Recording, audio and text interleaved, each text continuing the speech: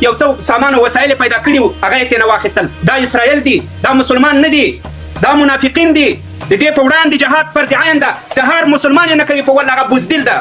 چیرته د دې فضل الرحمن ایمان او غیرت چې د ما مهاجر خویندې راته وژړولې، د ما مهاجر خویندې بې عزته کړلې، د ما مهاجرین یې لوڅ لپړ له خپلو کورونه راوایستل. په دې خېټو کې په دې کې دومره غیرت او ایمان نسو را پیدا چې د جهاد اعلان کړی وای، چې دوی مقابله کړې وای، چې په یو مسلمان خور په تا کې غیرت نه را پیدا کیږي. او هغه هم د داسې یو چا ناموس چې د هغې پلار شهید سوی ده، د هغې ورور شهید سوی ده، هغوی په اسلام قرباني ورکړې ده. د داسې یو چا ناموس ته د پاکستان مرتد پوځ لاس ورچوي او خېټو فضل الرحمن تش په نوم تقي عثماني کتابونه یې په شا کړي دي. کتابونه خو الله جل جلاله د داسې علماو مثال د خرو ورکړی داسې کتابونه په شا کې یو عمل نه ورباندې کوي، ایمان پکې نه وي، وجدان پکې نه وي، غیرت پکې نه وي. په والله بالله تاسې ته به الله سزا درکوي چې موږ افغانان یې در نه کړو، د الله له سزا نه په والله که خلاص شي.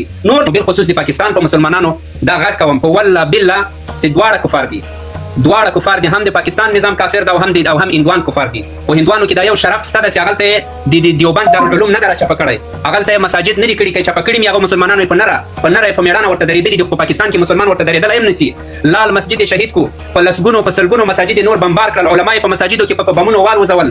مسلمانان ښځې اوس هم په زندانو کې پرتې دي، د بلوچو خویندو مسلمانو خویندو ګریوانو ته لاس ور واچاوه. دغسې کفار په دې اوس نړۍ کې یوازې اسرائیل دي، نور نشته.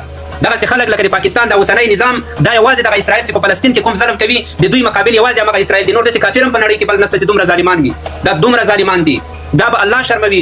دا که نن له هندوستان سره کله هر چا سره کني د الله قهر به په باندې راځي. تاسې وګورئ، تاسې به د دې ننداره کوئ. ما څو میاشتې مخکې ویلي چې پاکستان به ختمیږي، پاکستان به راچپه کېږي، د پاکستان نوم به ورکېږي، ځکه دا ظالمان دي. څوک چې ظلم کوي الله جل جلاله ظالمانو ته وخت نه ورکوي، وخت ورکړي یو څه وخت، او بیا الله ورباندې داسې یو څوک راولي چې د ظالمانو جرړه ور ختمه کړي. انشاءالله د دوی جرړه به ختمېږي، انشاءالله د پاکستان نوم به د نقشې نه ختمېږي. نور به داسې یو منافق مرګ موږ دلته نه لرو چې د اسلام په نوم باندې مسلمانان وځوروي، مسلمانانو سره ظلم وکړي. دلته د اسلام او د کفر خبره نشته.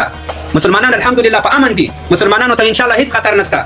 د دوه کفارو ترمنځ جنجال راپورته شوی ده، هغه طرف ته مسلمانان قرباني کوي او دې طرف ته کوي. دغه پرېږده چې دا خلک سره جنګ سره وکړي. خو مسلمانان وایي واقعي په والله چې څوک په دې نوم ورسي چې والله د پاکستان له هندو سره جنګ ده، په والله که د مرګ سم سي، په والله بالله د تا مرګ به خراب وي چې ته دغه ظالم ملاتړ وکړې. پرېږده چې دا ظالم کمزوری سي، دغه ظالم باندې راپورته سي او همدغه کمزوري نه استفاده وکړي، دا راچپه کوي، اسلامي نظام حاکم کوي، په خپل ملک کې داسې خلک راولي چې عدالت در سره وکوي، انصاف درکړي، تباهي بربادي نورم تباه کوي، نورم بربادوي. خو نه کوي. بیا تاسې ته مرګ ډېر بهتر ده چې تر دې مردار سئ، مړه سئ، بیا مرګ ډېر درته بهتر ده. او یا کاله کېږي همدغه پاکستان په تاسې ظلم کوي. هندو